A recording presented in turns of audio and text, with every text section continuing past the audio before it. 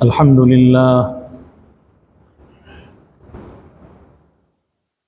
لله وكفى وسلام على عباده الذين اصطفى لا سيما على سيد الرسل وخاتم الأنبياء وعلى آله الأصفياء والرضوان على أصحابه الأتقياء. أما بعد فأعوذ بالله من الشيطان الرجيم. بسم الله الرحمن الرحيم. وَلَقَدْ كَرَّمْنَا بَنِي آدَمَ وَحَمَلْنَاهُمْ فِي الْبَرِّ وَالْبَحْرِ وَرَزَقْنَاهُمْ مِنَ الطَّيِّبَاتِ وَفَضَّلْنَاهُمْ عَلَى كَثِيرٍ مِّمَّنْ خَلَقْنَا تَفْضِيلًا. صدق اللہ مولانا العظیم. حاضرین گرامی قدر، نیا اسلامی سال شروع ہو چکا ہے. ماہ محرم اور اس سے پہلے 2 مہینے ذوالقعدہ، ذوالحجہ اور پھر بعد میں آنے والا ماہ رجب،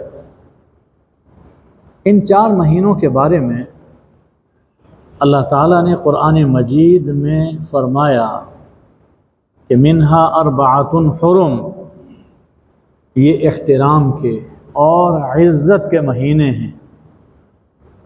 ابتدائے آفرینش سے اللہ تعالیٰ نے کیلنڈر میں 12 مہینے مقرر فرمائے. ان میں سے یہ 4 مہینے زیادہ احترام اور زیادہ عزت کے مہینے ہیں، اور اس میں خاص طور پر فرمایا کہ فلا تظلموا فیہن انفسکم، دیکھو ان مہینوں میں اپنے اوپر ظلم نہ کرنا، یعنی کسی پر ظلم نہ کرنا، کسی طرح کا ظلم نہ کرنا، وگرنہ اس کا وبال تمہیں خود بھگتنا پڑے گا اور یہ اپنے ہی اوپر ظلم ہوگا. تو کسی سے انسان اگر برا سلوک کر رہا ہے تو اسے سوچنا چاہیے کہ یہ میں اس پر ظلم نہیں کر رہا، بلکہ در حقیقت یہ ظلم میں اپنے اوپر کر رہا ہوں. تو فرمایا کہ فلا تظلموا فیہن انفسکم. حرمت کے ان مہینوں میں ہمیں خاص طور پر 3 چیزوں کے احترام کی تلقین فرمائی گئی: جان، مال، عزت. جان، مال اور عزت. اور غور کیجئے تو یہی انسان کا سرمایہ حیات ہے. ان تینوں چیزوں کی حرمت اور عزت شریعت کے مقاصد میں شامل ہے. آج مجھے خاص طور پر انسان کی حرمت کے بارے میں چند باتیں عرض کرنی ہیں. وجہ یہ ہے کہ انسان اگر انسان بن جائے تو پورا جہان سنور جائے. انسان اگر انسان بن جائے تو پورا جہان سنور جائے. آبادی بڑھ رہی ہے لیکن انسان گھٹتے جا رہے ہیں، انسان کی تعداد کم ہو رہی ہے. مرزا غالب نے کہا اور خوب کہا، بس کہ دشوار ہے ہر کام کا آساں ہونا، بس کہ دشوار ہے ہر کام کا آساں ہونا، آدمی کو بھی میسر نہیں انسان ہونا. آدمی تو بڑھ رہے ہیں لیکن ان میں کتنے ہیں جن میں آدمیت ہے؟ جن میں انسانیت ہے تو انسان کم ہو رہے ہیں۔ صاحبو، انسان اس کائنات کی حسین ترین مخلوق ہے۔ پوری کائنات میں سب سے زیادہ حسین مخلوق یہ انسان اور آدمی ہے۔ اللہ جل شانہ نے خود قرآن مجید میں فرمایا لَقَدْ خَلَقْنَا الْإِنسَانَ فِي أَحْسَنِ تَقْوِيمٍ، اور اللہ تعالیٰ نے انسان کے شرف اور برتری کا عملی اظہار یوں فرمایا کہ رسول اکرم صلی اللہ علیہ وآلہ وسلم کو بنی نوع انسان میں پیدا فرمایا۔ حضور فخر انسانیت ہیں، سید الانس والجان ہیں، سید الرسل ہیں۔ اگر اس کائنات میں کوئی اور مخلوق انسان سے حسین ہوتی، حضور اکرم صلی اللہ علیہ وآلہ وسلم اس مخلوق میں پیدا کیے جاتے، لیکن اللہ نے آپ کو انسانوں میں انسان بنا کر پیدا کیا، اس لیے کہ انسان اس کائنات کی سب سے بہترین اور حسین مخلوق ہے۔ پھر پوری مخلوقات میں اللہ تعالیٰ نے انسان کو جو کرامت، عزت اور فضیلت عطا فرمائی ہے وہ کسی اور کو نہیں بخشی۔ بنی اسرائیل میں ہے وَلَقَدْ كَرَّمْنَا بَنِي آدم، ہم نے انسان کو تکریم عطا فرمائی، انسان کو عزت عطا فرمائی، ہم نے اسے بحر و بر میں سواریاں عطا فرمائی، ہم نے انسان کو پاکیزہ رزق عطا فرمایا، اور ہم نے جتنی مخلوق ہم نے پیدا کی ہے کائنات میں، ہم نے جس مخلوق کو پیدا کیا ان میں سے انسان کو بہت سی مخلوق پر فضیلت عطا فرمائی۔ تو انسان ایک باکرامت ہستی ہے، انسان باعث شرف ہے۔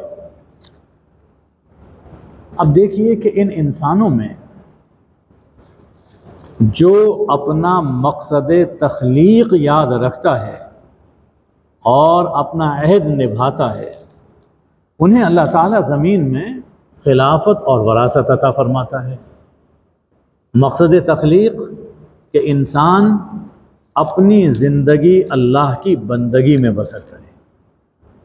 اللہ نے یہ عہد لیا تھا اور فرمایا کہ اوفوا بعہدی اوفی بعہدکم، تم مجھ سے کیے ہوئے عہد و پیمان پورے کرو، میں تم سے کیے ہوئے عہد پورے کروں گا۔ تو جو انسان اللہ سے کیے ہوئے عہد کو پورا کرتے ہیں اور اپنا مقصد تخلیق یاد رکھتے ہیں، اللہ تعالیٰ انہیں زمین میں خلافت عطا فرماتا ہے، زمین کی وراثت بخشتا ہے۔ فرمایا کہ وَإِذْ قَالَ رَبُّكَ لِلْمَلَائِكَةِ إِنِّي جَاعِلٌ فِي الْأَرْضِ خَلِيفَةً، حضرت داؤد سے فرمایا یا داؤد اِنَّا جَعَلْنَاكَ فِي الْأَرْضِ خَلِيفَةً، یہ اللہ کا خلیفہ ہونا یہ معمولی شرف نہیں ہے۔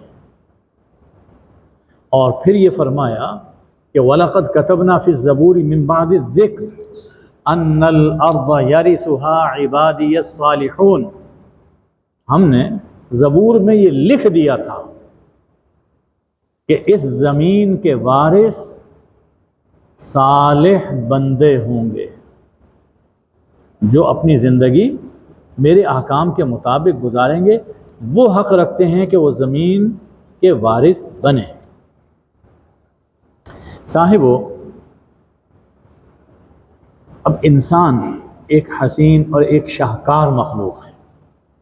اب ایسی شاہکار اور خوش کردار مخلوق کی کوئی بے حرمتی کرے تو خالق کو یہ گوارا نہیں۔ اللہ نے ایک شاہکار پیدا فرمایا، اور اس کی کوئی بے حرمتی کرتا ہے، اس کی توہین کرتا ہے، اس کی بے آبروئی کرتا ہے، اللہ اسے برداشت نہیں فرماتا۔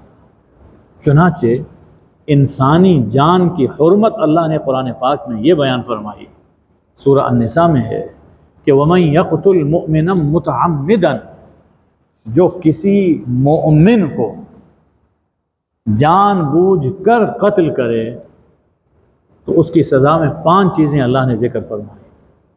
سب سے پہلی چیز فَجَزَاؤُهُ جہنم، اس کی سزا یہ ہے کہ جہنم میں ڈالا جائے گا۔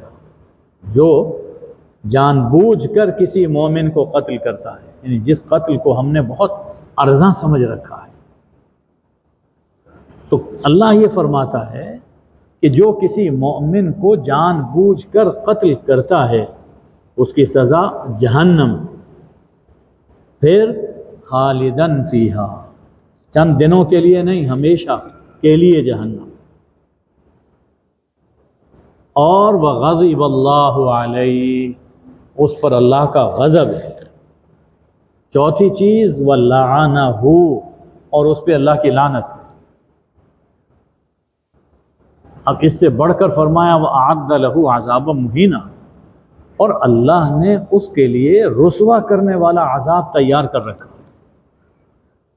یعنی ہمیشہ کے لیے جہنم، غضب اور لعنت، اور رسوا کن عذاب۔ دنیا میں اس نے میری شاہکار مخلوق کو رسوا کیا، اس کی سزا یہ ہے کہ اس کو جہنم میں رسوا کیا جائے۔ صاحبو، 9 ذی الحجہ یوم عرفہ گزرے، زیادہ دن نہیں ہوئے۔ سنیے رسول اللہ صلی اللہ علیہ وآلہ وسلم عرفات میں کیا فرما رہے ہیں؟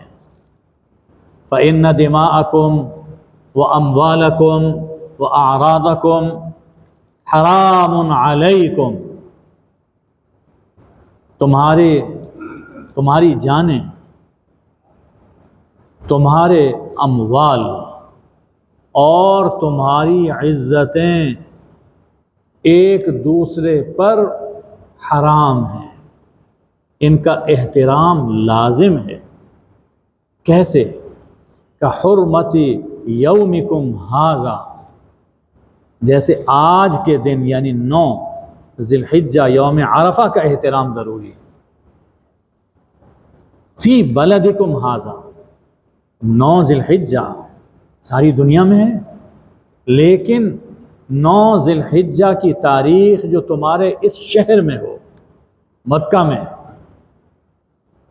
فی شہرکم ھذا، اور اس مہینے میں۔ آپ دیکھیے کہ اس میں حرمت در حرمت، عزت در عزت ہے۔ تو جیسے یوم عرفہ کا احترام لازم ہے، اسی طرح ایک دوسرے کی جانوں کا احترام، ایک دوسرے کے مالوں کا احترام، اور ایک دوسرے کی عزتوں کا احترام یہ تم پر لازم ہے۔ اور پھر اس سے بڑھ کر، سب سے بڑھ کر انسانی جان، فرمایا کہ الا فلا ترجعوا بعدی کفارا، سنو میرے بعد کافر نہ ہو جانا۔ یضرب بعضکم رقاب بعض، کہ ایک دوسرے کی گردنیں مارنے لگو۔ اب یہاں حضور صلی اللہ علیہ وسلم کافر اس شخص کے لیے، اس شخص کو نہیں فرما رہے کہ جو لا الہ الا اللہ کا انکار کر رہا ہے، وہ سب سے بڑا کفر ہے، لیکن ایک دوسرے کی جان اور خون بہانا، فرمایا کہ یہ بھی کفر ہے، تو میرے بعد کافر نہ ہو جانا۔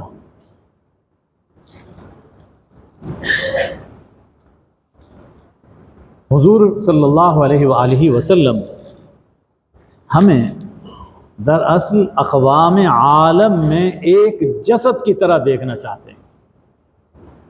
جیسے ایک جسد اور ایک جسم ہے، تو اقوام عالم میں حضور اکرم صلی اللہ علیہ وآلہ وسلم یہ چاہتے ہیں کہ ہم ایک جسد کی طرح بن جائیں، پوری امت ایک جسد، ایک جسم کی طرح ہو، کہ جسم کے کسی حصے پر چوٹ لگے، زخم آئے تو پورا جسم اس کا ہمدرد بن جاتا ہے۔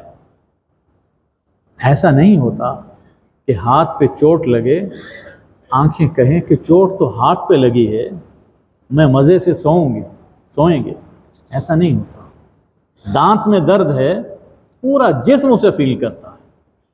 تو امت مسلمہ ایک جسد کی طرح ہے، کہیں بھی امت مسلمہ کو نقصان پہنچایا جائے، زخم دیا جائے تو پوری امت کو اس کا درد محسوس کرنا چاہیے۔ ہاں، جسم میں ایک صورت ایسی آتی ہے کہ جب جسم کا ایک حصہ درد محسوس نہیں کرتا، تو یہ اس صورت میں ہوتا ہے کہ انسان کا کوئی پارٹ مفلوج ہو جائے۔ تو اگر امت میں کہیں کوئی افتاد آئی، دشمنوں نے یلغار کی اور باقی لوگ بے حس ہو کر بیٹھے ہیں، اس کا معنی یہ ہے کہ ان میں زندگی کی حرارت نہیں ہے۔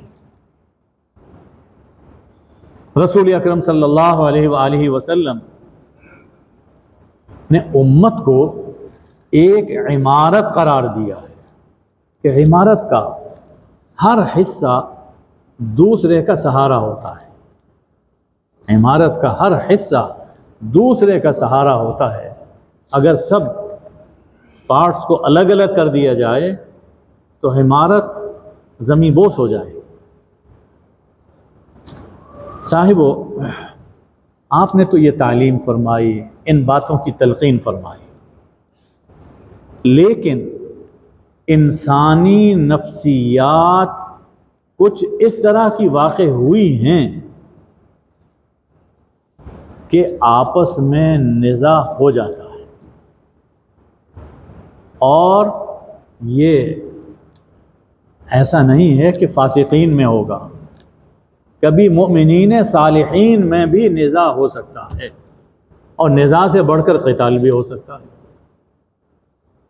امکان ہے۔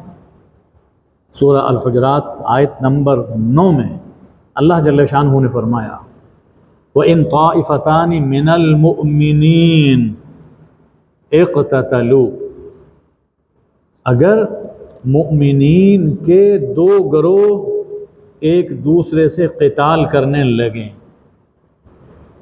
اگر مومنین کے دو گروہ آپس میں قتال کرنے لگیں، لڑنے لگیں، دیکھیے اگر مومن ہونے کے بعد نزاع اور قتال ہو ہی نہیں سکتا تھا تو اللہ تعالیٰ اس کا حکم بیان نہ فرماتے، لیکن اس کا حکم بیان فرمایا۔ اس کا معنی یہ ہے کہ مومنین میں بھی قتال اور نزاع ہو سکتا ہے، چنانچہ ہوا، ہماری تاریخ میں ہوا اور بارہا ہوا۔ لیکن کیا اس اختلاف اور جنگ کی وجہ سے کوئی گروہ دائرہ اسلام سے خارج ہو جائے گا؟ یہ سوچنے کی بات ہے۔ جھگڑا ہو گیا، مومنین کا آپس میں جھگڑا ہوا، تو اس جھگڑے اور اس لڑائی اور قتال کے بعد کیا کوئی گروہ اسلام سے نکل جائے گا؟ نہیں، مومن رہیں گے، مومن رہیں گے۔ چنانچہ آیت نمبر 9 کے فوراً بعد آیت نمبر 10 میں اللہ جل شانہ فرما رہے ہیں کہ انما المؤمنون اخوہ، یاد رکھو کہ مومنین بس آپس میں بھائی بھائی ہیں، مومنین آپس میں بھائی ہیں۔ اگر اس نزاع اور قتال کی وجہ سے کوئی گروہ اسلام اور ایمان سے خارج ہو جاتا تو اس کے فوراً بعد یہ نہ کہا جاتا کہ یاد رکھو کہ مومنین آپس میں بھائی بھائی۔ ہمارے ہاں خاص طور پر یہ جو ہمارا سب کانٹیننٹ ہے، ان میں قرن اول کی کچھ جنگوں کو لے کر مجلسیں گرمائی جاتی ہیں. اب یہ جنگیں ہوئیں، ایک طرف مولا علی کرم اللہ وجہ تھے، دوسری طرف حضرت معاویہ تھے. جنگیں ہو گئیں. اب دیکھیے کہ اس کے بعد مولا علی نے کیا فرمایا. فرمایا کہ اخواننا بغوا علینا، ہمارے بھائی ہیں، جو دوسرا فریق ہے یہ ہمارے بھائی ہیں، انہوں نے ہمارے خلاف بغاوت کی ہے، ان باغی ہیں ہمارے بھائی. اس سے ہمارے ہاں جو شدت پیدا کی گئی ہے وہ سمجھ میں آتی ہے کہ خود حضرت علی کرم اللہ وجہہ انہیں بھائی قرار دے رہے ہیں کہ اللہ نے کہا کہ انما المؤمنون اخوہ. ہاں انہوں نے بغاوت کی ہے اس لیے جنگ ہوئی. تو ہمارا کیا فرض ہے ایسے حالات میں؟ ہمارا کیا فرض ہے اور اب بھی ہمارا کیا فرض ہے؟ فَأَصْلِحُوا بَيْنَ أَخَوَيْكُمْ، اپنے بھائیوں کے درمیان صلح کرواؤ، ان کی اصلاح کی کوشش کرو. یکسو ہو کر نہ بیٹھ جاؤ، تماشا نہ دیکھو، کوئی ایسی بات نہ کرو جس سے فساد برپا، اصلاح کی بات کرو. واتقوا اللہ، اللہ سے ڈرو، لعلکم ترحمون، تاکہ تم پر اللہ کی رحمتیں نازل. یہ ہمارے لیے اللہ تعالیٰ نے قیامت تک کے لیے حکم دے دیا. صاحبو، یہ لڑائیاں 1400 سال پہلے ہوئیں اور مومن بھائیوں میں ہوئیں، مومن بھائیوں میں.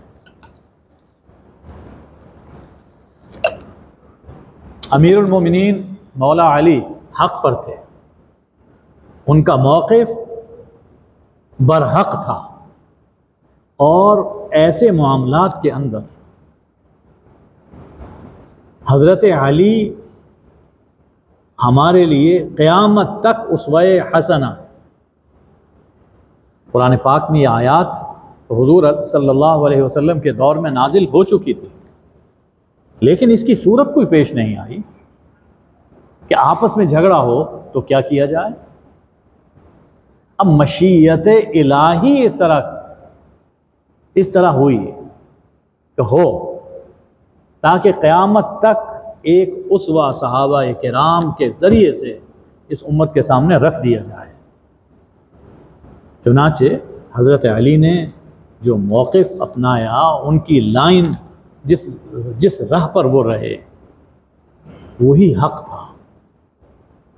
لیکن آج کے حالات میں ہماری کیا ذمہ داری ہے؟ یہ بات تو ہو گئی گزشتہ دور میں، ہماری کیا ذمہ داری ہے؟ ہماری ذمہ داری یہ ہے کہ ہر مجلس میں موضوع سخن ان جنگوں کو نہ بنایا جائے. بات ہوئی، ختم ہو گئی. درس کو تحقیق کرنا چاہتا ہے، بتانا چاہتا ہے، سمجھانا چاہتا ہے، اس کا مقام درسگاہ ہے، پبلک نہیں ہے، عوامی اجتماع نہیں ہے. اور وہ بھی ان جنگوں کو اس طرح، اس انداز میں بیان کیا جائے کہ لوگوں کو بھڑکایا جائے اور آپس میں لڑوایا جائے. یہ ہرگز درست نہیں ہے. دیکھیے حضرت علی کرم اللہ وجہہ کی شخصیت کے گوناگون پہلو ہیں. امت میں بے مثال شخصیت ہے حضرت علی کرم اللہ وجہہ، ہر وصف کے اندر کمال پہ ہے. لیکن ہمارے ہاں اس کو بالکل محدود کر دیا گیا.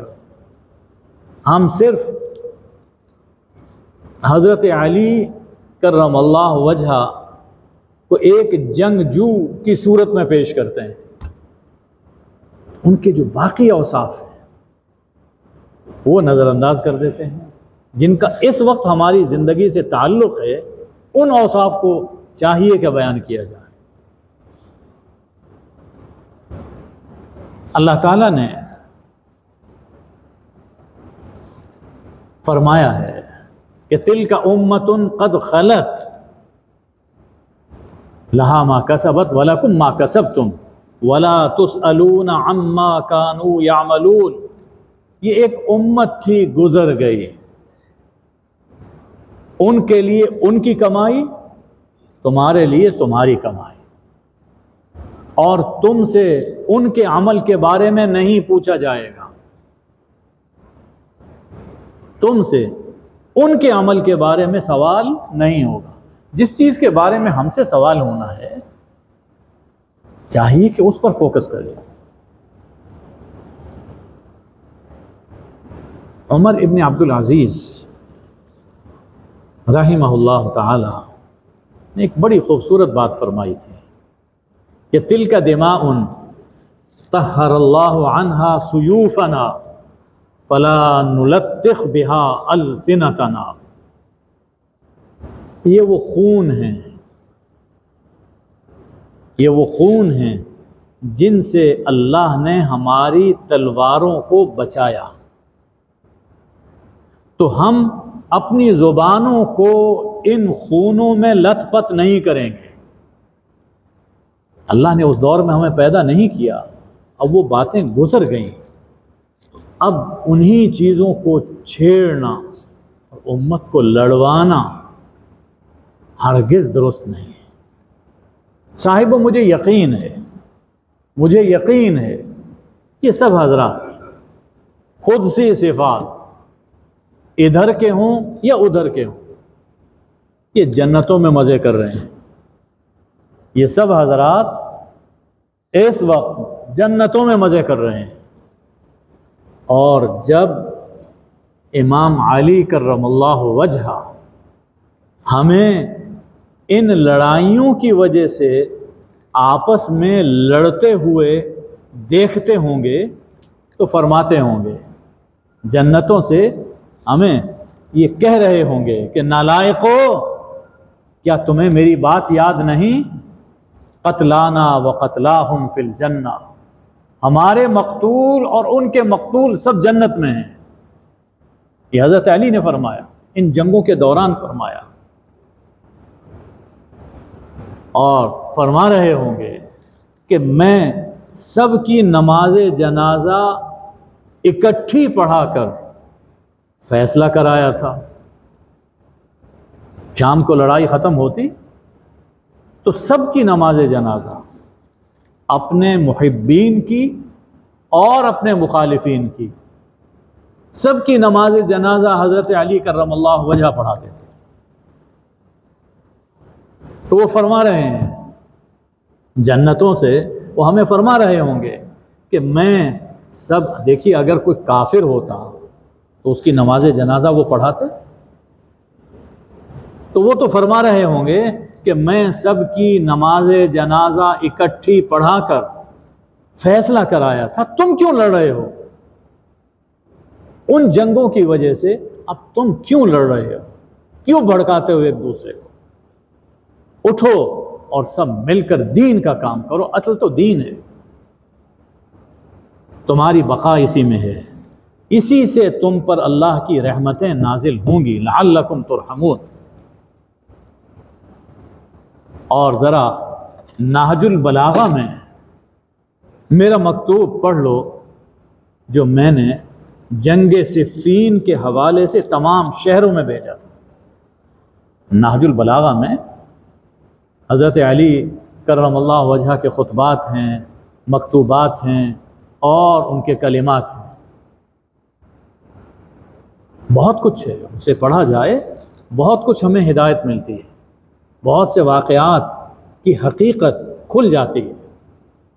اب ایک مکتوب اس کے چند جملے میں سنا رہا ہوں، آپ نہیں کبھی سنیں گے کہ نہج البلاغہ کا یہ مکتوب کسی مجلس میں کسی محفل میں سنایا جاتا ہو، اور یہ حضرت علی کا مکتوب ہے، ان کا سرکولر ہے جو انہوں نے صفین کی جنگ کے بارے میں تمام شہروں میں بھیجا تھا۔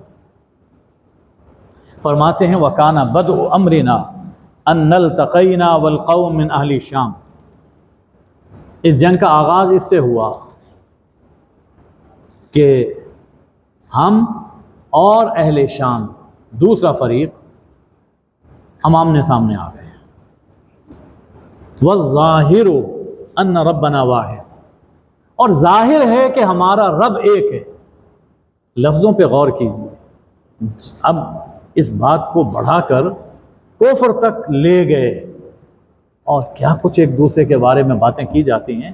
حضرت علی کیا فرما رہے ہیں، یہ نہج البلاغہ میں ہے، وَالظَّاهِرُ أَنَّ رَبَّنَا وَاحِدٌ، ظاہر یہ ہے، ظاہر ہے کہ ہمارا رب، ہمارا یعنی ہمارے گروہ کا اور ان کے گروہ کا رب ایک ہے۔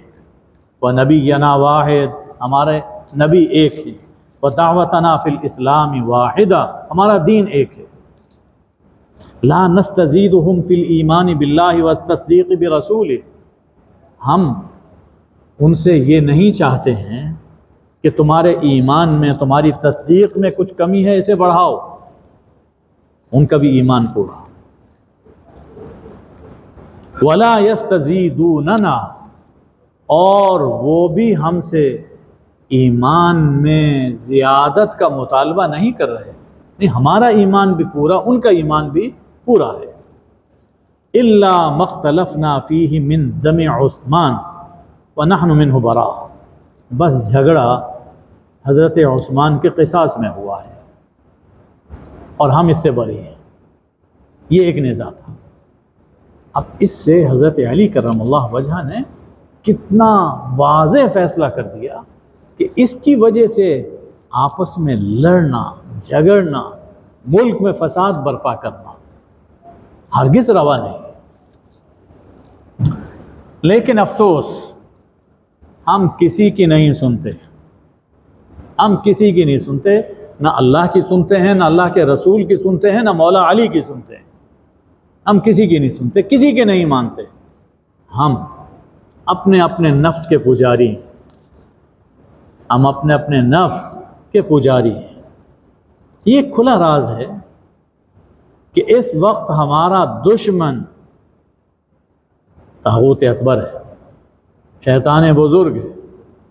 پوری دنیا میں دیکھ لیجئے، جہاں مسلمان آپس میں لڑ رہے ہیں ان کے پیچھے وہی ہوگا۔ یہ ایک اوپن سیکرٹ، وہ ہمیں لڑوا رہا ہے اور ہم لڑ رہے ہیں۔ اس وقت ضرورت اس بات کی ہے کہ ان اسباب اور علل پر غور کیا جائے جن کے نتیجے میں یہ جنگیں ہوئیں، تاکہ ان اسباب سے بچا اور بچایا جائے اور اصل دشمن کے مقابلے میں اپنی صفوں کو مضبوط کیا جائے۔ اس وقت ضرورت یہ ہے۔ صاحبو، باہم نزاع اور بے حرمتی کا ایک بڑا سبب عدم معرفت ہے۔ ہم مقدسات کو نہیں پہچانتے، ایک دوسرے کی مقدس شخصیات کو نہیں پہچانتے، شعائر اللہ کو نہیں جانتے، اور آپس میں بھی ایک دوسرے سے آگاہ نہیں ہے۔ ایک حجاب ہے، معلوم نہیں کہ یہ کیا ہے، کس دنیا کی مخلوق ہے۔ وہ کہتے ہیں کہ یہ معلوم نہیں کہ کس دنیا کی مخلوق ہے۔ ابھی گزشتہ دنوں سویڈن میں قرآن مجید کی بے حرمتی کا واقعہ پیش آیا، اور آج بھی غالباً وہ کوئی شرارت کرنا چاہتے ہیں، اور اس سے پہلے رسول اللہ صلی اللہ علیہ وآلہ وسلم کی بے حرمتی کے واقعات ہو چکے ہیں۔ اس کا رد عمل مختلف انداز میں سامنے آیا، اپنی اپنی جگہ سب درست ہیں، جس نے جو بہتر سمجھا وہ رد عمل دیا، لیکن بہترین جواب یہ ہے، ان تمام بے حرمتیوں کا بہترین جواب یہ ہے کہ ہم قرآن کے پیروکار بن کر اور رسول رحمت صلی اللہ علیہ وآلہ وسلم کے امتی بن کر اور اہل بیت اور صحابہ کا کردار اپنا کر ان مخالفین کے سامنے آئے، اپنا کردار پیش کریں اور ان کے دلوں کو مسخر کریں۔ یہی ہمارے لیے بڑا مشکل ہے۔ جلوس نکال لینا، تقریریں کر لینا، اپنا گھر جلا لینا یہ آسان ہے، لیکن کردار جس میں تسخیر ہو یہ پیدا کرنا مشکل ہے۔ دیکھیے قربانی دینا آسان ہے، لیکن روح قربانی اپنے اندر پیدا کرنا یہ مشکل ہے۔ قرآن مجید کی بے حرمتی کے اس واقعے کے بعد آپ نے خبر پڑھی ہوگی کہ ایک خاتون کو خیال آیا کہ جس کتاب کو جلایا گیا ہے میں پڑھوں تو صحیح اس میں ہے کیا۔ اس نے ترجمہ پڑھا اور مسلمان ہو گئے۔ تو میں یہ عرض کر رہا ہوں وہ آگاہ نہیں ہے، ہمیں ان تک قرآن پہنچانا ہے، رسول اللہ صلی اللہ علیہ وسلم کی سیرت ان تک پہنچانی ہے اور خود اس سیرت کا نمونہ بن کر ان کے سامنے جانا۔ اسی طرح کچھ لوگ مقام رسالت سے آگاہ نہیں، کچھ لوگ صرف اہل بیت کا ذکر کرتے اور سنتے ہیں، وہ صحابہ کرام سے آشنا نہیں ہیں، ان کو بچپن سے بتایا ہی نہیں کیا۔ اور کچھ لوگ صرف صحابہ کرام کا تذکرہ کرتے ہیں اور اہل بیت کا ذکر کرتے ہوئے ان کی زبانیں تھتلانے لگتی ہیں اور ان کے سامعین اہل بیت کو دوسرے گروہ کا حصہ سمجھتے ہیں۔ کیا وجہ؟ ہم نے ایک دوسرے کو پہچانا نہیں۔ اس لیے اگر ہم ان حرمتوں کو قائم رکھنا چاہتے ہیں تو ضروری ہے کہ مجالس اور محافل میں قرآن اور صاحب قرآن صلی اللہ علیہ وآلہ وسلم کا ذکر پر نور ہو، اس پر عمل کر کے دکھایا جائے،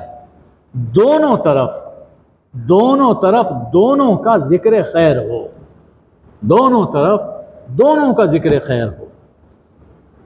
اہل بیت علیہم السلام کی پاکیزہ زندگیوں کو بیان کیا جائے اور صحابہ کرام رضی اللہ عنہم کی خدمات سے روشنی حاصل کی جائے۔ لیکن یہ لیکن بہت اہم ہے، لیکن ہائے روٹی ہم سمجھتے ہیں کہ ہم روٹی کھا رہے ہیں، نہیں، روٹی ہمیں کھا رہی ہے۔ اور آخر میں اقبال، اپنے اقبال کی بات یاد رہے، اے کہ بشناسی، اے کہ نشناسی خفیرہ از جلی ہوشیار باش۔ تم حقیقتوں کو نہیں پہچانتے، سمجھو، ہوشیار ہو جاؤ۔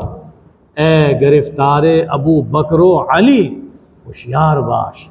تم جو تعصبات میں مبتلا ہو، ایک ان کا نام لے کے لڑ رہا ہے، دوسرا ان کا نام لے کے لڑ رہا ہے، ہوشیار ہو جاؤ، یہ زمانہ اس لڑائی کا نہیں ہے، سب اکٹھے ہو جاؤ، اس لیے کہ بڑا دشمن ہمارے سر پہ آ رہا ہے۔ وآخر دعوانا ان الحمد للہ رب العالمین۔